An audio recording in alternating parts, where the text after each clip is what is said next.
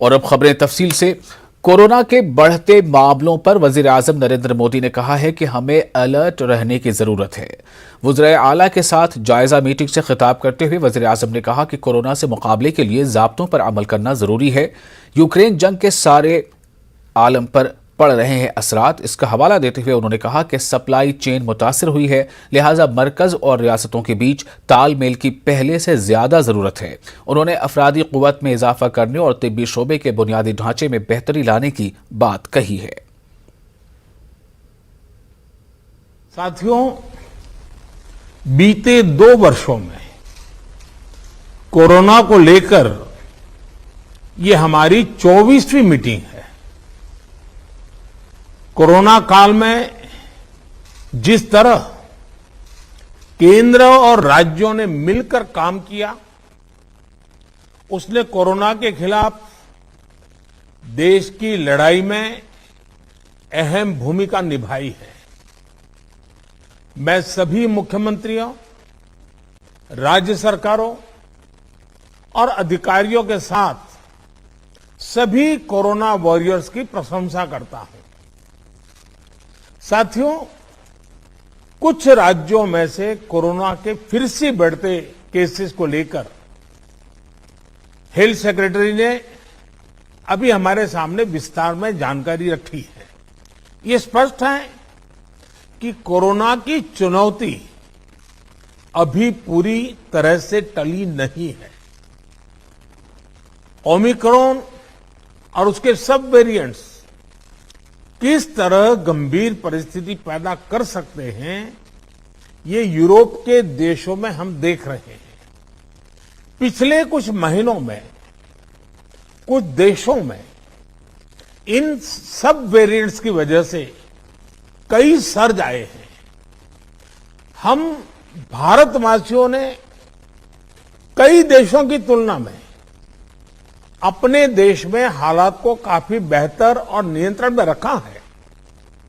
इन सब के बावजूद पिछले 2 हफ्तों से जिस तरह से कुछ राज्यों में केसेस बढ़ रहे हैं, उससे हमें अलर्ट रहने की जरूरत है। साथियों, 2 साल के भीतर देश ने हेल्थ इंफ्रास्ट्रक्चर से लेकर ऑक्सीजन सप्लाई तक कोरोना से जुड़े हर पक्ष में जो भी आवश्यक है वहां मजबूती देने का काम किया है। हमारे सभी राज्यों ने इन केसेस को हैंडल भी किया और बाकी सामाजिक आर्थिक गतिविधियों को भी गति दी। यही बैलेंस आगे भी हमारी स्ट्रेटेजी का हिस्सा रहना चाहिए। हमारे साइंटिस्ट और एक्सपर्ट्स नेशनल और ग्लोबल सिचुएशन को लगातार मॉनिटर कर रहे हैं। उनके सुझावों पर हमें प्रिएम्प्टिव, प्रोएक्टिव और कलेक्टिव अप्रोच के साथ काम करना होगा।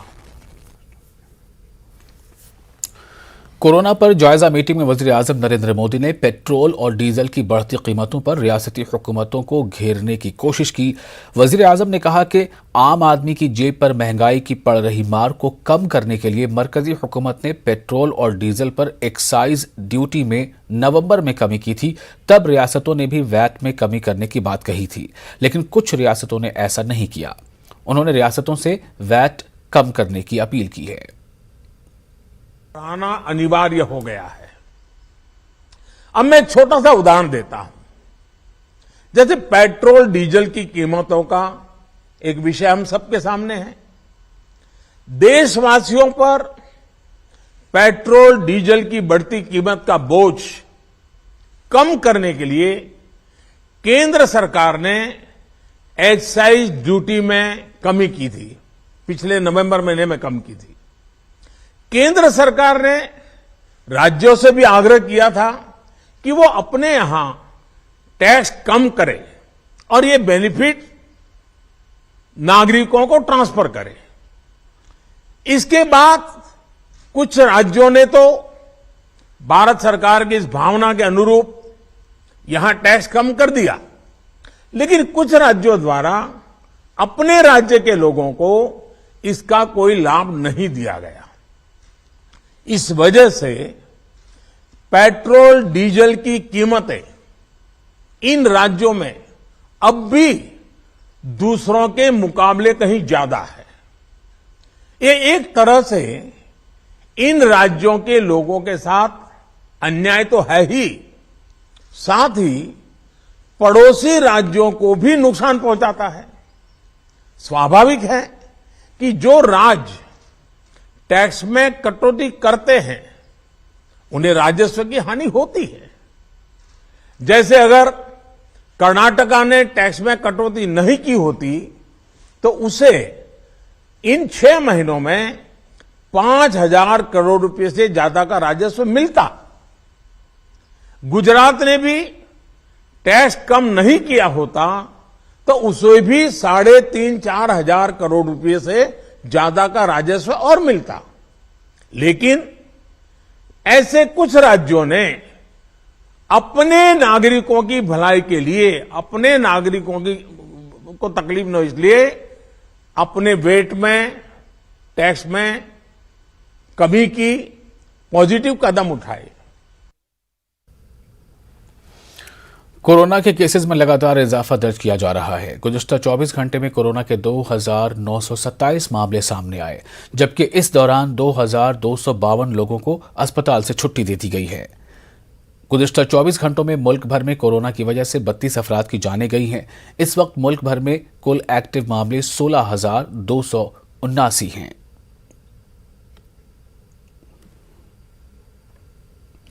मुल्क भर में कोरोना एक बार फिर दस्तक दे रहा है। परेशानी की बात यह है कि इस बार इसके जद में बच्चे ज्यादा आ रहे हैं। बच्चों के स्कूल अब ऑनलाइन मोड पर आ चुके हैं। ऐसे में बच्चों के साथ साथ सरपरस्तों की परेशानियों में इजाफा हो गया है। वालिदैन का कहना है कि हुकूमत को SOP में कुछ बदलाव करना चाहिए और जरूरत पड़े तो एक बार फिर स्कूलों को ऑनलाइन मोड में लाया जाना चाहिए। देश भर में जिस तरीके से लगातार कोविड के मामले बढ़ने लगे हैं और बढ़ते हुए मामलों को देखते हुए स्कूल जाने वाले जो बच्चे हैं उनके पेरेंट्स की चिंताएं भी कहीं ना कहीं बढ़ रही हैं। आज हम एक घर में पहुंचे हैं और यहाँ पर बच्चे भी हैं, पेरेंट्स भी हैं।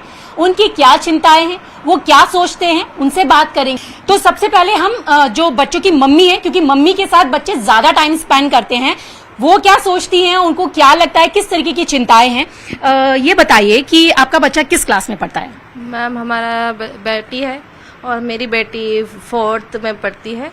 अच्छा, तो 4th में पढ़ती है। आप भी टीवी देखते होंगे और बहुत सारी चीजें ऐसी है कि एक बार फिर से कोविड को लेकर थोड़ा सा लोग डरे हुए हैं, क्योंकि छोटे बच्चों को भी वैक्सीन भी नहीं लगा, स्कूल में भी केसेस निकल रहे हैं। तो जब आपकी बच्ची जाती है तो डर लगता है आपको? क्या सोचती हैं आप? हाँ, डर तो रहता है, लेकिन हम उनको ये भी बताते हैं कि आप किस तरह से रहिएगा, बच्चों को दूर रहे, या मैम जिस तरह से आपको फॉलो करती है उस तरह से आप भी फॉलो करिए। आप बताइए, आपको क्या लगता है कि ऑनलाइन मोड पे जाना अभी जरूरी है जिस तरीके से मामले बढ़ रहे हैं? अभी क्रूशियल फेज है ये, तो ऐसा लग रहा है कि समय निकल जाएगा और ऑनलाइन क्लासेस की जरूरत नहीं पड़ेगी। हाँ, लेकिन बच्चों को बहुत ध्यान रखने की जरूरत है, पेरेंट्स को भी और टीचर्स को भी। स्कूल जो SOPs फॉलो कर रहे हैं वो ठीक है, लेकिन उनमें कुछ चेंजेस होने चाहिए। अगर ऑनलाइन में बच्चा पढ़ता है लेकिन उसकी एकेडमिक्स के अलावा बहुत सारी चीज़ें से वो पीछे रह जाता है, तो ऑनलाइन में ये सब कुछ नहीं मिल पाएगा उसको। ऑफलाइन स्कूल रहना चाहिए, कोविड कम होना चाहिए, ये तो हमारी अपेक्षा है कि ऐसा होना चाहिए। वैक्सीनेशन आएगा तो जरूर इसका बेनिफिट भी मिलेगा। तो बच्चों से भी जान लेते हैं कि बच्चे क्या सोचते हैं, क्या वो स्कूल जाना चाहते हैं या नहीं जाना चाहते, स्कूल में कैसा लगता है। तो आप देख रहे होंगे एक छोटा सा बच्चा भी मेरे साथ है। क्या नाम है आपका? कृतज्ञ। कृतज्ञ, आप ये बताइए आप कौन सी क्लास में पढ़ते हो? 4th में। अच्छा, आप ये बताओ, आपको स्कूल जाना पसंद है या फिर ऑनलाइन घर पे बैठ के पढ़ना पसंद है? मुझे स्कूल जाना पसंद है क्योंकि वहाँ पे आर्ट होता है मंडे को, जो कि बहुत ज्यादा अच्छा होता है। अच्छा, आर्ट होता है और क्या क्या अच्छा होता है? और मेरे फ्रेंड्स भी मिलते हैं मेरे को। मैंने सेकंड देखी ही नहीं थी क्योंकि सेकंड में उस समय हम कोरोना हो रहा था, तो फिर हम सेकंड में नहीं जा पाए थे। अच्छा, एक और भी बच्ची है, उनसे भी बात करेंगे। आपका क्या नाम है? मेरा नाम संभवी है।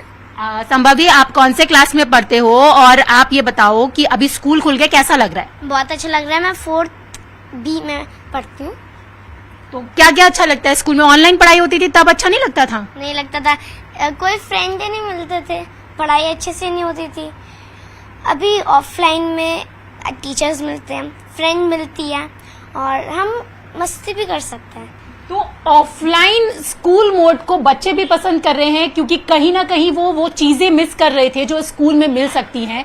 ऑफलाइन मोड से ऑनलाइन ले जाना एक विकल्प हो सकता है, लेकिन ये विकल्प आखिरकार कब तक चलेगा, ऐसे में हमारा जागरूक होना बेहद ज्यादा जरूरी है। कैमरा पर्सन अंकित जैन के साथ रचना, न्यूज़ 18 दिल्ली। मुल्क में कोरोना के नए मामलों में इजाफा दर्ज किया जा रहा है, लेकिन अभी अस्पताल में दाखिल होने वाले मरीजों की तादाद कम है। दिल्ली के LNJP अस्पताल में अभी 99% बेड खाली हैं। अस्पताल के डॉक्टर सुरेश कुमार ने न्यूज़ 18 से खुसूसी बातचीत में टीकाकारी पर जोर दिया। उनके मुताबिक अगर वालिदैन कोरोना से बचाव का टीका नहीं लेंगे तो उनके बच्चों में कोरोना का खतरा बना रहेगा। देश भर में कोरोना का संकट एक बार फिर से बढ़ता नजर आ रहा है। हमारे साथ बात करने के लिए मौजूद हैं दिल्ली LNJP हॉस्पिटल के MD doctor Suresh Kumar. Sir, जिस तरीके से हमने 3 वेव देखी कोविड की और अब चूंकि मामले फिर से बढ़ने लगे हैं और सबसे ज्यादा इफेक्ट जो है वो छोटे बच्चों पर हो रहा है, तो किस तरीके से देखते हैं आप इसे? निश्चित रूप से अब हमने देखा कि पिछले एक हफ्ते में जो पॉजिटिविटी रेट है वो बढ़ा है। 5% के लगभग पॉजिटिविटी रेट है और काफ़ी सारे केसेस नोएडा में, NCR में, दिल्ली में देखने को मिले। और बच्चे हमारे यहाँ पे 2 ही बच्चे अभी तक एडमिट हुए हैं। एक बच्चा सिक है, क्रिटिकल है, बाकी जो दूसरा बच्चा है वो रिकवर हो गया है। इसके साथ साथ पहले के मुकाबले में एडमिशन भी थोड़े बढ़े हैं।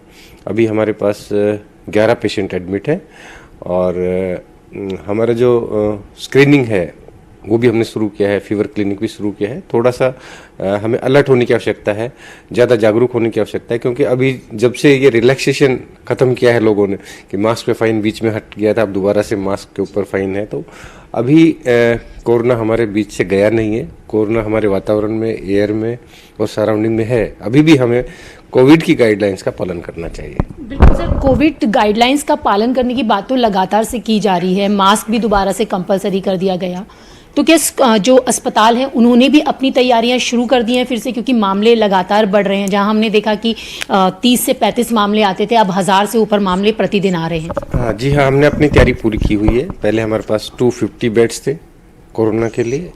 अभी हमारे पास कल हमें आदेश मिला है कि हमें 450 बेड्स लोकनायक में रिजर्व रखने हैं कोरोना के लिए। तो उसमें ICU बेड्स भी हैं, पीडियाट्रिक बेड्स भी हैं, नियोनेटल, नर्सरी और जो कोरोना पॉजिटिव मदर्स हैं उसका डिलीवरी के लिए सारी व्यवस्था हमने की हुई है और हमें पूरी तरह से तैयार है यदि कोई भी सर्ज होता है। और फिलहाल एक छोटा सा ब्रेक लेते हैं, जल्द हाजिर होंगे।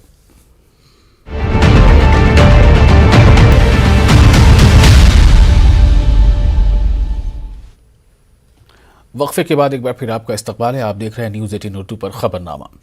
ईद उल फित्र से कबल मुल्क के मोतबर उलमा कराम ने मिल्लत इस्लामिया से दर्दमंदाना अपील की है कि फर्जंदान तौहीद से गुजारिश करते हैं कि वो ईद के मौके पर अपने वतनी भाइयों को अपनी खुशी में शरीक रखें ताकि अमन व अमान की फ़िज़ा कायम हो सके। किसी शरपसंद को किसी भी तरह शर अंगेज़ी का मौका न दें। बिलखुसूस मोहल्ले के अमन कमेटियों के साथ मिलकर बिरादरान वतन के साथ मीटिंगें करें। मकामी इंतज़ामिया के साथ भी राब्ते में रहें। उलमा कराम ने यह भी अपील की है कि ईदगाह जाते वक्त मुसलमान मतानत और संजीदगी का मुजाहरा करें। वहीं खुतबे ईद में अपने जुमलों को तोल तोल कर रखें, इसका भी जिक्र किया गया है ताकि इनके बयान को तोड़ मरोड़ कर पेश न किया जा सके। इन अपील कुनंदगान में मौलाना राबे हसनी नदवी, मौलाना अरशद मदनी, सैयद सादतुल्लाह हुसैनी और मौलाना महमूद असद मदनी समेत दीगर बावकार उलमा कराम शामिल हैं।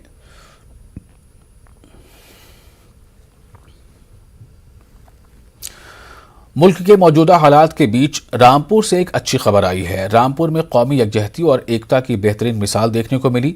यहाँ पर एक शोभा यात्रा निकाली गई जिसमें मौला अली और जय हनुमान के लगाए गए नारे।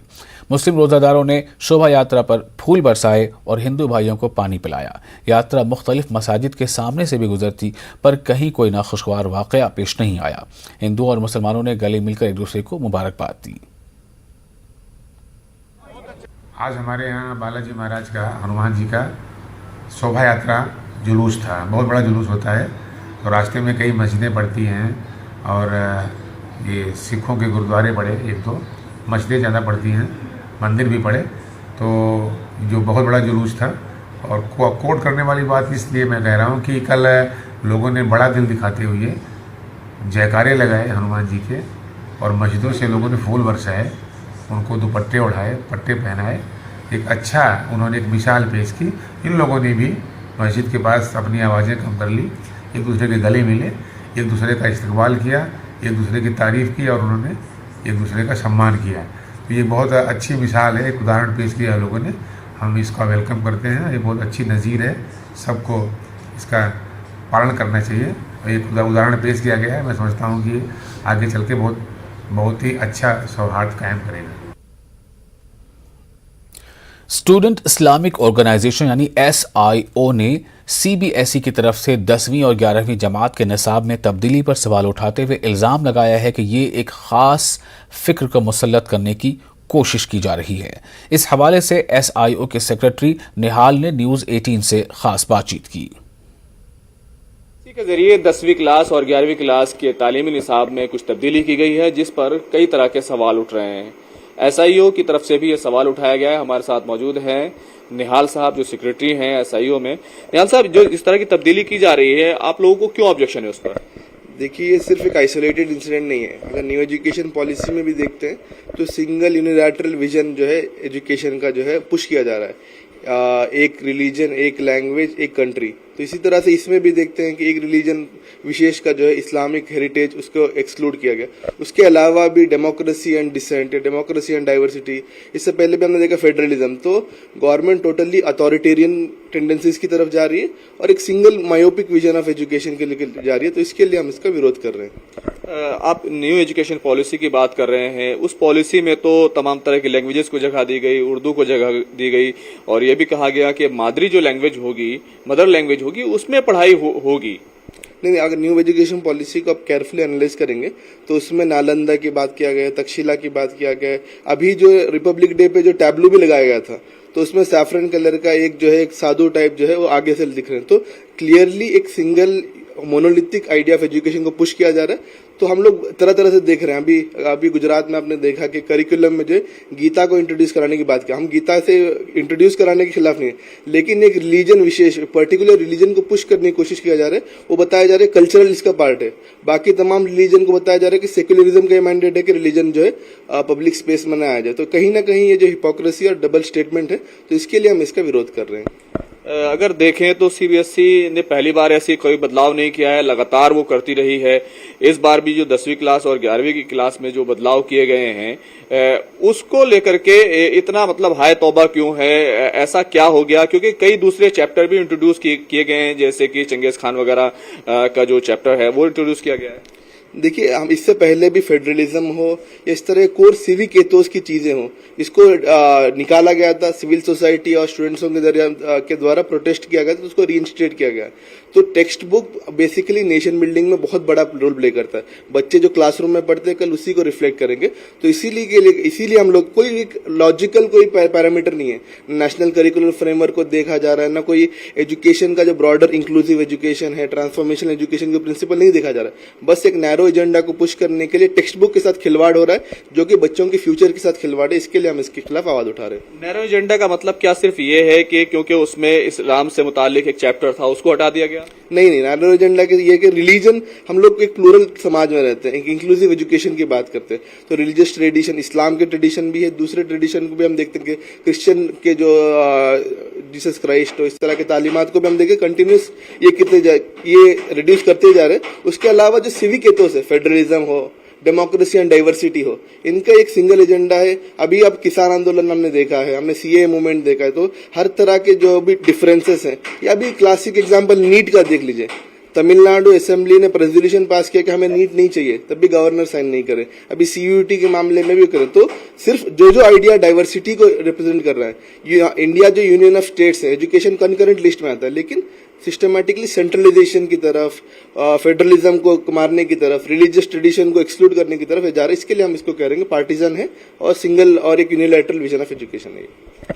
तो ये तमाम एतराजात हैं जो SIO की तरफ से किए गए हैं, और कहना चाहिए कि क्योंकि जिस तरीके से ये बात रखी जा रही है वो काफी हद तक जायज भी लगती है। कैमरामैन सोनू मंडल के साथ खुर्रम शहजाद, न्यूज़ 18 दिल्ली। रमजान के बाबरकत महीने में रोज़ा इफ्तार करवाना बेहतरीन नेकी का काम होता है। यही वजह है कि शहर में इनफरादी तौर पर भी और मुख्तलिफ तंजीमों और महकमों की जानिब से भी दावत इफ्तार का इनेकाद किया जा रहा है। पुलिस महकमे की जानिब से भी हर साल शहर के मुख्तलिफ मकामात पर इफ्तार पार्टियों का एहतमाम किया जाता है। इसी सिलसिले में इतवारा पुलिस की जानिब से लक्स फंक्शन हॉल में मुनक़िदा इफ्तार पार्टी शानदार इनेकाद किया गया। ये खास एक पवित्र महीना है, पूरा महीना भर ये सेलिब्रेट किया जाता है मुस्लिम बांधवों की तरफ से। तो पुलिस प्रशासन की तरफ से यहाँ के हमारे एसडीपीओ, एडिशनल एसपी, पोस्टी प्रभारी, इन्होंने इफ्तार पार्टी का आयोजन किया था।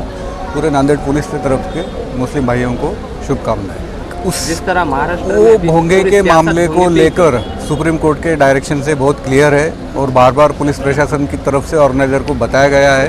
हम लोगों ने मीटिंग लेके नॉइज़ पोल्यूशन का जो लिमिट रहता है वो सब बताया है। 45 डेसिबल क्या रहता है, 55 क्या रहता है, 75 क्या रहता है, वो सब डिमार्केशन करके दिया है। मेरी यही विनती है, सुप्रीम कोर्ट के जो भी डायरेक्शन है उसका आप पालन कीजिए। ईद उल फित्र की आमद है। बेंगलुरु में हर साल की तरह इस बार भी लक्ष्मीनगर के एमएलए अखंड श्रीनिवास मूर्ति ने 15,000 से जायद मुस्लिम खानदानों में ईद के राशन किट्स तकसीम किए। साबिक वज़ीर आला और अपोजिशन लीडर सिद्धारमैया ने इस तकरीब का इफ्तिताह किया। कांग्रेस के एमएलए अखंड श्रीनिवास मूर्ति गुज़िश्ता 18 सालों से पोंगल, क्रिसमस और रमज़ान के मौके पर अपने असम्बली हल्के में राशन किट्स तकसीम कर रहे हैं। न्यूज़ 18 उर्दू से बात करते हुए अखंड श्रीनिवास मूर्ति ने कहा कि उनके असम्बली हल्के में हिंदू, मुस्लिम, सिख, ईसाई आपस में भाई भाई की तरह रह रहे हैं। आज हमारा पुलकेशन विधानसभा क्षेत्र में हमारा सीएलपी लीडर सिद्धरामैया साहब आपको ये रेशन किट वितरण कर को है, उसको मुबारकबाद बोल को और रमज़ान का मुबारकबाद देखो। और 18 ईयर से हमें किट रेशन किट दे रहे हैं हमारे पुलकेशन कॉन्स्टिट्यूंसी में।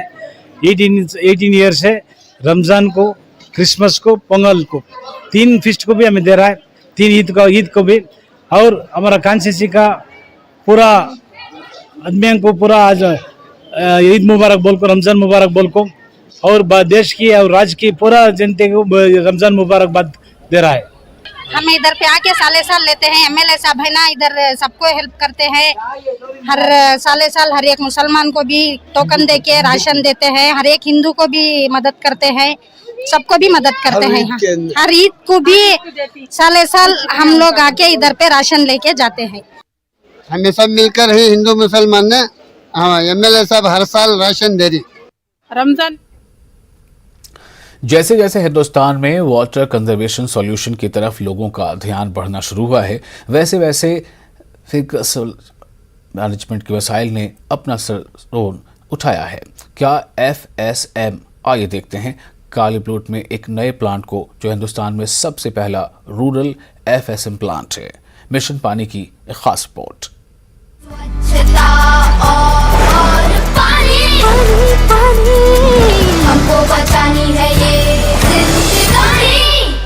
When we talk about the Kali Bilod, the entire project, it is intended to treat the fecal sludge of about 3 gram panchayats in the close proximity. It covers well over 3,485 households. A majority of the habitation is worried about the ecological integrity.